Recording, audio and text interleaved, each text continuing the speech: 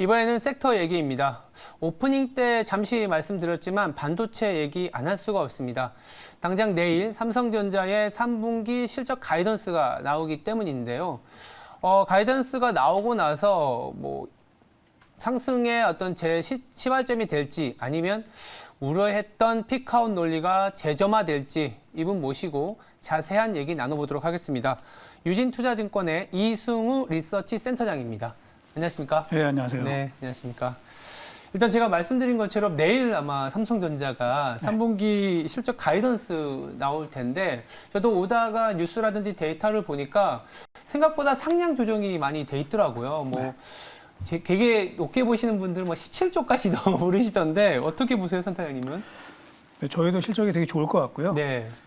매출액은 역대 최고 기록. 역대 최고. 을 세울 것 같습니다. 74조 원대를 보고 있고요. 영업이익은 저희가 16조 원대.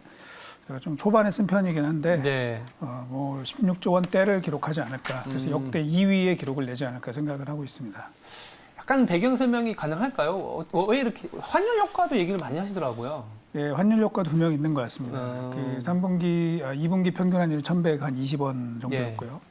지금 3분기는 그거보다 한 40원 정도 올라갈 것 같거든요. 그러면 이제 저희가 봤을 때 삼성전자의 달러 넷 익스포저 요거를 분기별로 감안해서 보면은 한 5천억 원 정도는 최소한 거기에서 환율로 인해서 좀 이 디스플레이랑 반도체에서 좀 플러스가 났지 않았나 이렇게 분석을 하고 있습니다.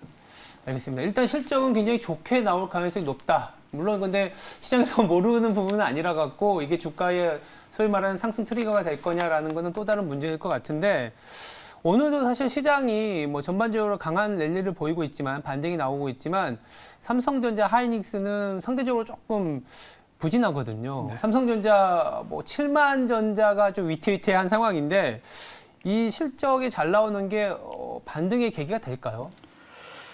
근데 그런 적이 없잖아요. 네, 맞아요. 저는 항상 제가 이제 보고서도 쓴 게 삼성전자의 호실적이 네. 주가 상승의 충분 조건은 절대 아니다. 근데 되게 어려운 것 같아요. 실적 보고 사라고 하는데 또 호실적은 또 주가에 그렇죠. 충분가 아니다. 그러니까 사실 애널리스트 입장에서 제일 속편한 소리가 앞으로 실적이 좋아질 테니까 주식을 사세요. 이게 이제 제일 편한 소리인데 네. 삼성전자에 있어서는 사실 그 얘기가 안 맞아 들어가거든요. 그래서 그 얘기를 한 사람들은 저보다 이제 사실은 본의 아니게 거짓말을 하게 된 그런 상황이 됐고요.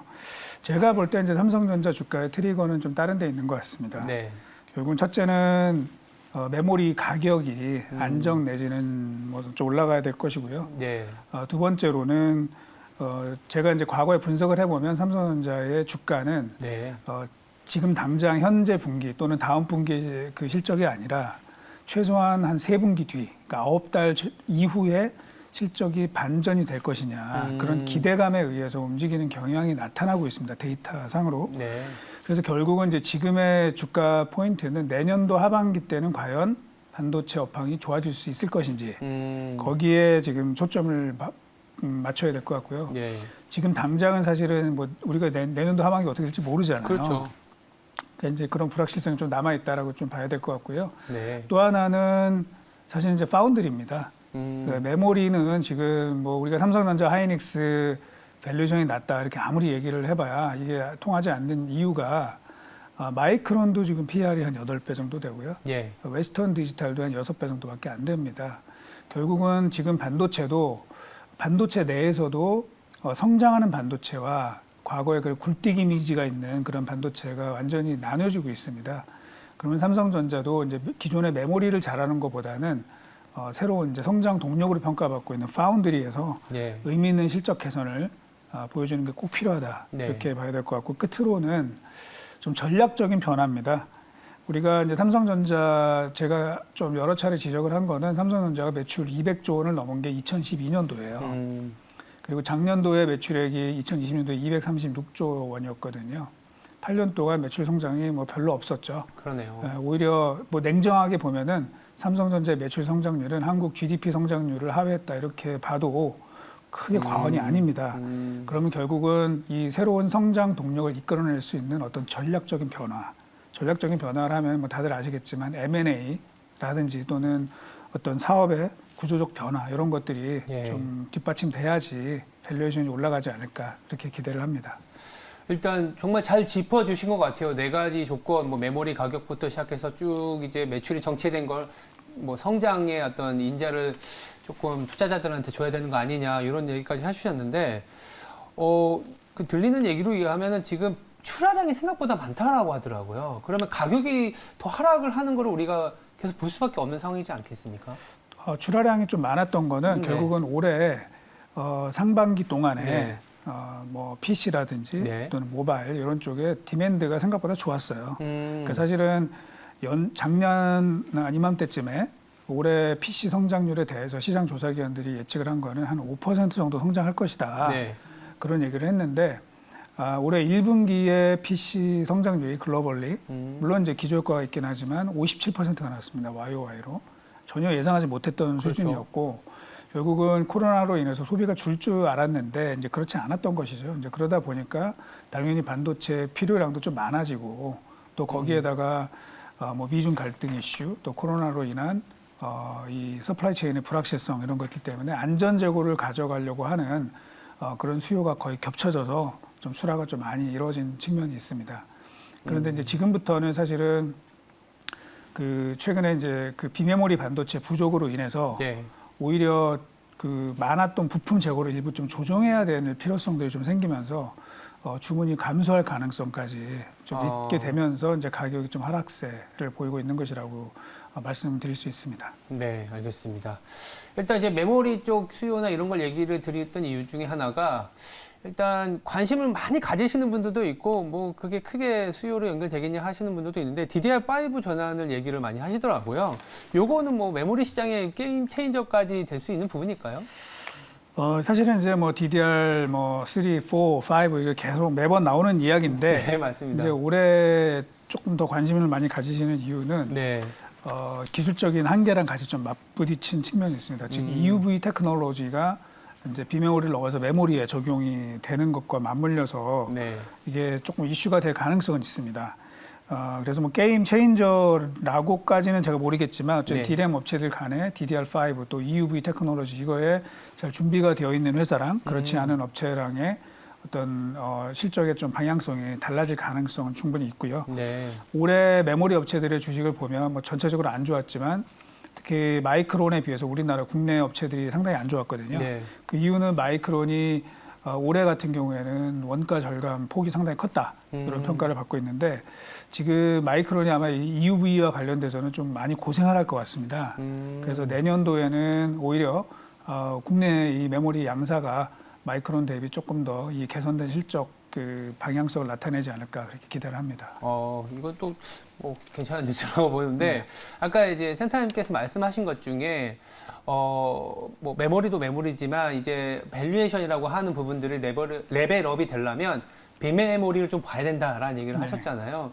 근데 이제 챙겨보다 보니까 연초보다 오히려 삼성전자 파운드리 점유율이 떨어졌더라고요. 네네. 그래서 일단 오늘 또 보니까 뭐 파운드리 포럼 2021 또 개최하긴 했는데 어떻게 보세요? 삼성전자 파운드리 쪽에 대한 전망? 그렇게 말씀드릴 수 있을까요? 뭐 사실은 이제 많은 기대감을 갖고 있었고 특히 네. 작년도 11월 달에 이제 삼성전자 주가가 급등을 할 때도 그쵸. 사실은 순전히 파운드리에 대한 기대감으로 올랐었거든요. 네.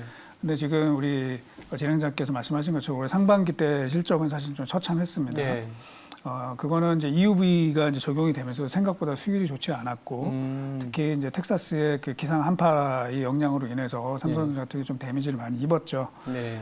그런데 뭐 그 기대만큼 잘해주진 않지만 이제 제가 볼 때는 올해 하반기를 기점으로 해서 조금 회복이 될 것 같습니다. 첫째는 뭐 언론에서는 이제 TSMC가 가격을 올린다 이런 얘기가 많이 나오지만 사실은 삼성전자도 올해 하반기 때는 파운드리 이 서비스 가격을 상당히 많이 올렸고요. 네. 그리고 문제가 됐던 EUV 쪽의 수율도 지금 어느 정도 조금 안정화되기 시작을 했습니다.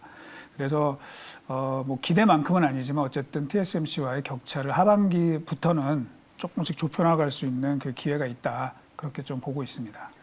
그리고 이제 이 비메모리 쪽은 사실 쇼티지 문제가 굉장히 심하잖아요. 그래서 이게 언제 풀릴 수 있느냐 이게 좀 관건일 것 같은데 센터님이 보시기에는 이게 언제까지 지속될 거라고 보세요?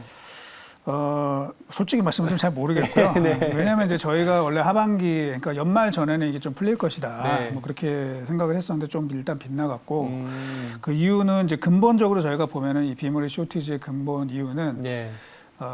수요 예측의 실패예요. 수요 예측 실패. 예, 예를 들면 자동차 이 문제가 특히 심각한데 네. 자동차가 이렇게 많이 팔지 몰랐죠. 그렇죠. 이게 코로나가 터지고 이렇게 자동차를 많이 살지는 사실 지나고 나서 아는 거잖아요. 그렇습니다. 네. 아까 제가 이제 뭐 PC 성장률에 대해서도 1년 전에는 이제 올해 성장률 한 5%로 봤는데 네.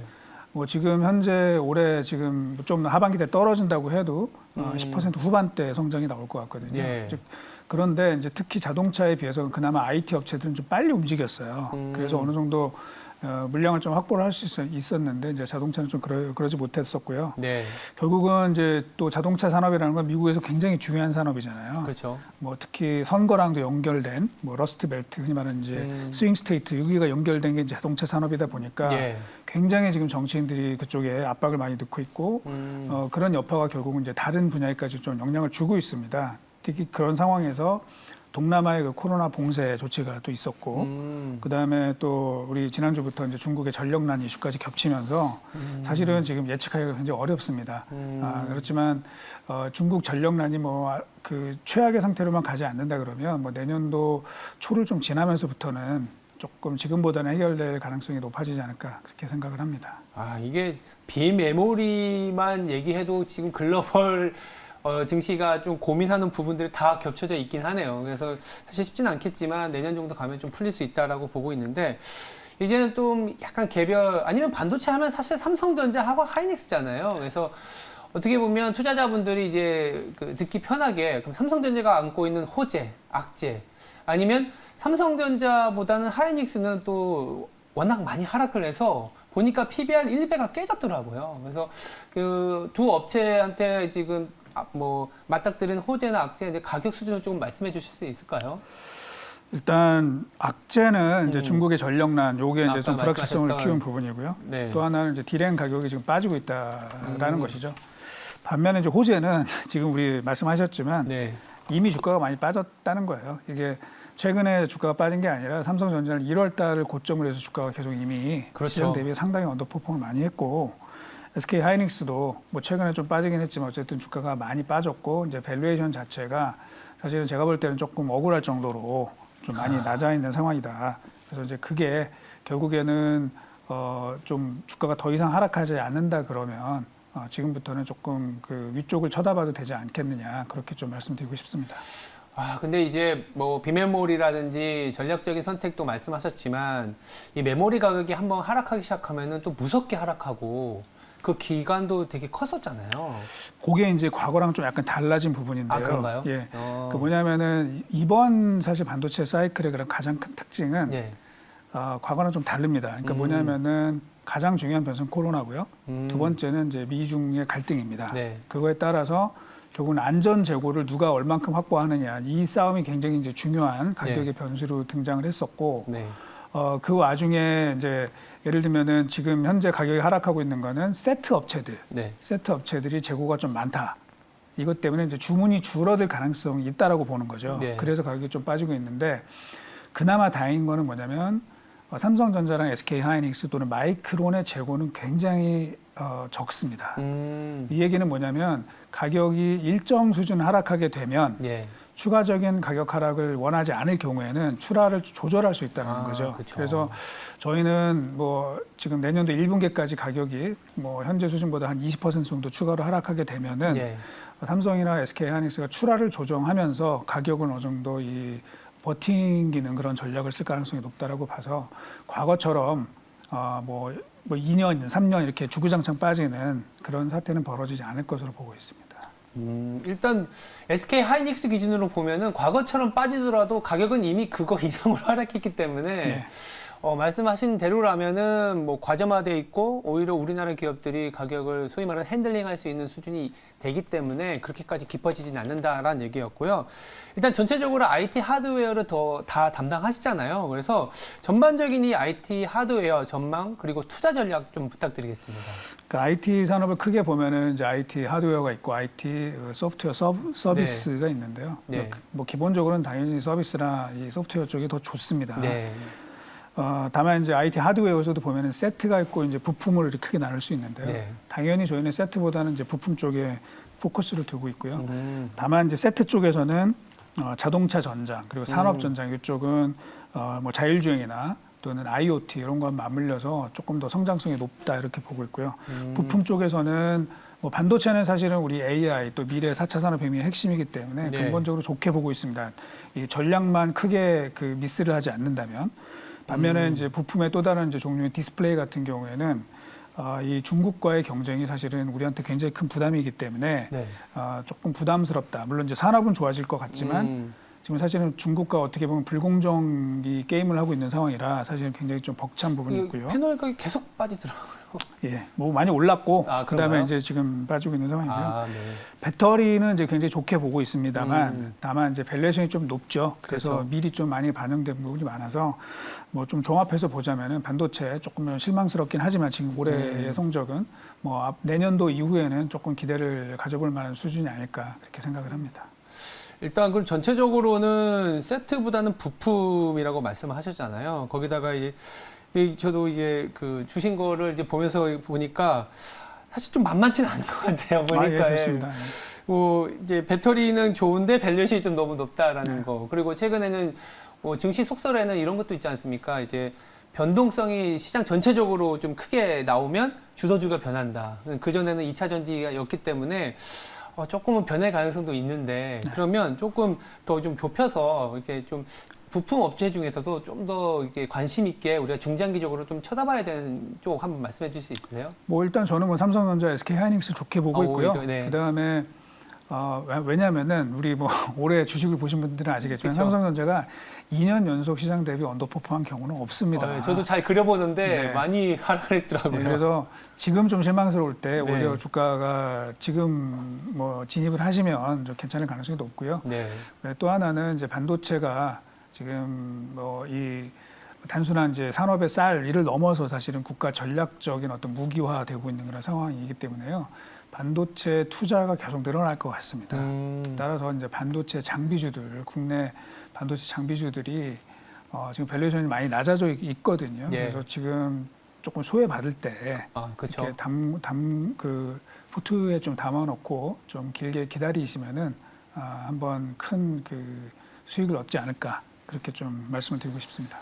그렇습니다. 이렇게 소외를 받고 있고 그리고 시장 전체의 어떤 30%까지 비중을 차지하고 있는 반도체 쪽이 드디어 조금 큰 형님으로서 역할을 할 수 있다라는 얘기였습니다.